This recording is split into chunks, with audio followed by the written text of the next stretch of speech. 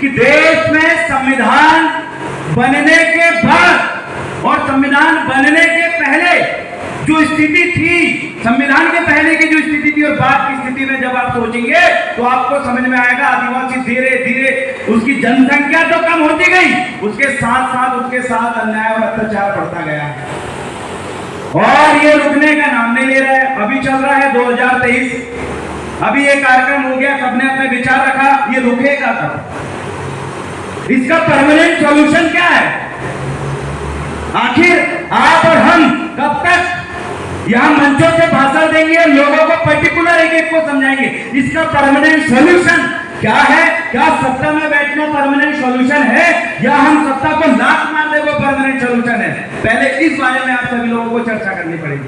आधे युवा कहते हैं कि हमें राजनीति से दूर रहना चाहिए और आधे युवा कहते हैं कि अगर हम सत्ता में आएंगे तो सत्ता हर ताला की चाबी है, हम हर प्रकार की समस्या का समाधान सत्ता में बैठ के कर सकते हैं। आपके दो मुहैया विचार, इसको सबसे पहले सुलझाना पड़ेगा। आज मेरे जैसे और आपके जैसे सैकड़ों युवा जमीनी स्तर पे काम कर रहे हैं और काम करने के साथ साथ अपने घर परिवार को भूलकर आज आपके और हमारे मम्मी पापा बोलते बेटा शादी की उम्र हो चुकी, चल शादी कर और घर दे, लेकिन उस चीज को भूलकर हम लोग अपना पूरा जीवन समाज के लिए, इस मूवमेंट के लिए और अपना अस्तित्व को बचाने के लिए हम लोग लगे रहे हैं। आज हमारे बीच में सतीश परिणाम दादा है, उन्होंने शादी की क्या, पूरा जीवन लगा दिया। अभी कल मैं गया नैनपुर, वहां पर भी एक अनिल भाई है, अनिल सिंह दुर्गे जी, उन्होंने पूरा जीवन लगा दिया, 42-45 साल के पूरा जीवन उन्होंने लगा दिया। वो सैकड़ों युवा है जिन्होंने जीवन लगा दिया अपना। मेरा मानना है तो सार्थक परिणाम निकले।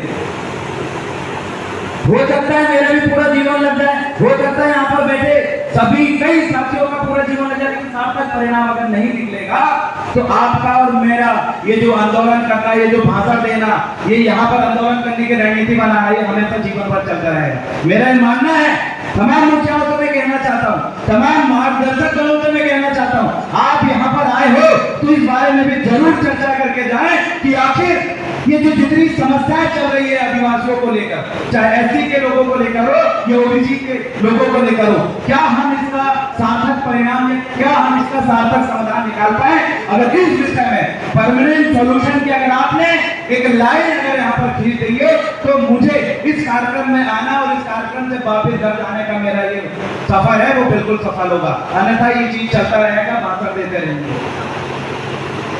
और अगली चीजें मैं ये बताना चाहता हूँ कि हमारे बीच में अभी यहाँ पर भी आरएसएस के बहुत सारे लोग बैठे हुए हैं जो पल पल उधर खबर दे रहे हैं और आरएसएस के बहुत सारे लोग, कोई एलएस मरकान जैसे लोग अभी फिर लग चुके हैं इसको तोड़ने के लिए और हमारे लोग, हमारे युवाओं के बीच में कई प्रकार के ब्लैकमेलिंग के लिए। मैं आपको पहले से सावधान करना चाहता हूँ, जो युवा पैसे से नहीं बिकेगा उसका वीडियो फुटेज बना के लोग ब्लैकमेलिंग करने वाले हैं। अब वो कौन से वीडियो फुटेज बन सकते हैं, आप सावधान हो जाइए। जो अगर उस ब्लैकमेलिंग से भी नहीं डरेंगे, पैसे से भी नहीं डरेंगे तो उनको जान से मारने की धमकी मिलने वाली है और ये मिलेगी निश्चित है। लेकिन मैं आप सभी लोगों को बताना चाहता हूं कि इन सभी चीजों का आप समाधान निकाल कर ही अपने इस कदम, सामाजिक इस आंदोलन के इस कदम में आप पैर रखिए, क्योंकि कल भी आपने एक छोटी सी भी गलती कर दी, जैसे आप नीतीश अलावा भाई बोल रहा था जाऊंगा करके, नीतीश भाई आएंगे यहाँ पर, मेरे को अच्छा लगता है क्योंकि उनका ये 3D वाला फार्मूला मेरे को बहुत पसंद आया, डीजे, दारू और दहेज का। लेकिन यहाँ पर उनको होना चाहिए तो उन्होंने बोला आज, लेकिन यहाँ पर क्यों नहीं आया महेंद्र कन्नौज भाई? हम तो सुनने के लिए आए थे, हमारे बीच में हुआ है, हो सकता बेचारी कुछ अनबन हो, लेकिन यहाँ पर नहीं आया। ऐसे बहुत सारे लोग हैं, अभी 2-3 लड़के इस प्रकार से भटके हुए हैं या फिर कुछ मनमुटाव है। चौथा नंबर कहीं आपका तो नहीं है, ये भी आप देख लीजिए, अगर है तो इसका समाधान क्या है आपको ये सोचना पड़ेगा। हमारे बारे में जितने एक आदिवासी व्यक्ति सोचता है उतना एक गैर आदिवासी सोचता है, इस बात को भी आपको समझना पड़ेगा। क्योंकि इस मंच में मैं हूँ तो मैंने भी एक गैर आदिवासी एडवोकेट आराधना भार्गव से मैंने सीखा हूँ, वो जात की पंडित है, लेकिन उन्होंने मेरे को सिखाया कि जो गॉड है और गॉड में अपने आप को तुम लोग बोले, वनवासी बोले, जनजाति बोले, आदिवासी बोले, कई प्रकार के शब्द बोल सकते हैं, लेकिन हम अपने आप को जब हमारे सगा से मिलते हैं कोई दूर कहते हैं, वो हमारा अपना शब्द है और कोई दूर को लेकर उनके पास कोई दूर नहीं है। वैसे ही भील समाज के व्यक्ति हो, कोलकू समाज का व्यक्ति हो, जब वो अपने सगा भाई से मिलता है तो उनकी अपनी भाषा, उनके अपने शब्द रहते हैं। ये बहुत सारी चीजें मैंने सीखा। लेकिन आज हम कई बार जब मंचों से या फेसबुक पोस्टों के माध्यम से डॉक्टर आनंद राय जी की मैं बुराई सुनता हूँ, उनसे मैं बहुत कुछ सीखा हूँ और अभी लगातार सीख रहा हूँ। दादा विक्रम अछालिया जी है यहाँ पर, उनसे बहुत कुछ सीखा हूँ और लगातार सीख रहा हूँ। क्योंकि हमें अगर आगे बढ़ना है, अगर आपके दिमाग में दो चीजें मैंने बताया था, एक तो राजनीति से हटके काम करना, ये तो राजनीति में घुस के काम करना। अगर आप राजनीति में घुस के अगर काम करना चाहते हो तो आपको एसटी, एससी और ओबीसी और जो माइनॉरिटी है उनको अपने साथ में लेकर, जैसा कैडर की अभी बात किए थे सतीश दादा ने, वो आपको करना पड़ेगा। अगर आप अभी भी ऐसे शब्द को अगर बार बार दोहराएंगे तो मैं आपको बता देता हूँ, हम कभी भी सत्ता में नहीं पहुंच पाएंगे जैसा हम सोच रहे हैं, क्योंकि एक विवाद की स्थिति उत्पन्न करता है। क्योंकि जयस और गोंडवाना के बहुत सारे सपोर्टर हैं जो उनसे जोड़कर काम कर रहे हैं, अपना पूरा जीवन उन्होंने लगाया है। उनको भी एक चीज बुरी लगती है कि यार ये लोग तो फिर भेदभाव करने लगते हैं, हम क्यों मेहनत कर रहे हैं, हम अपना जीवन क्यों इनके साथ वो लगा रहे हैं।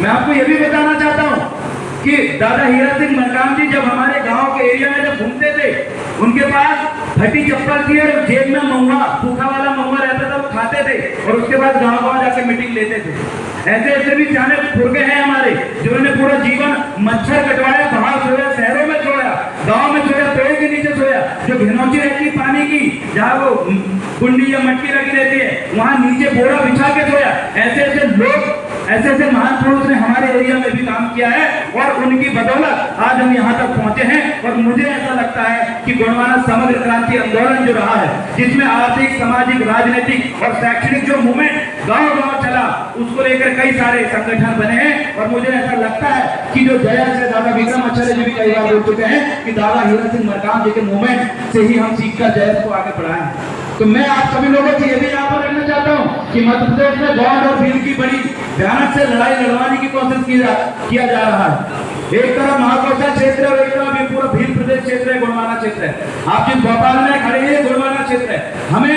एसटी, एससी, ओबीसी और अल्पसंख्यक के साथ सामंजस्य बनाने के साथ साथ हमें गौंड और भील के बीच में भी सामंजस्य बनवाना है, क्योंकि आरएसएस इस मूवमेंट को लेकर काम कर रही है कि कैसे इन दोनों लोगों को हम अलग करें, और कहीं ना कहीं वो आधा सफल भी हुई है।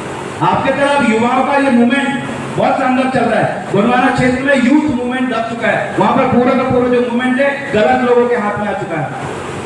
अब एकदम से जयस अगर उस क्षेत्र में जाता है तो हमें सुनने को ये मिलता है कि तुम इधर जयस को लेकर आ, फिर गोंडवाना का क्या होगा। हम बोलते हैं सब हमारी विचारधारा के, लेकिन उसमें भी बहुत विरोध उत्पन्न हो रहा है। अभी रामदेव भाई का उधर कार्यक्रम था, तो मेरा मानना है जयस का स्थापना दिवस है और कई सारी ऐसी समस्याएं हैं, लोगों के मन में ऐसे सवालात खड़े हो रहे हैं। और मुझे ऐसा लगता है कि यहाँ पर कई सारे बुद्धिजीवी बैठे हुए हैं जो इन छोटे छोटे जो सवाल है इनका समाधान एक चुटकी में कर सकते हैं। और हमारी जो एकता है एसटी, एससी, ओबीसी और माइनॉरिटी की, मुझे ऐसा लगता है कि एक बार अगर हम यहाँ पर एक साथ बैठकर अगर सोल्यूशन बना लिए तो आप किसी भी सरकार को बदल सकते हो। यहाँ महेंद्र लोधी जी भी बैठे हैं और साथ में कमलेश भाई भी बैठे हुए हैं।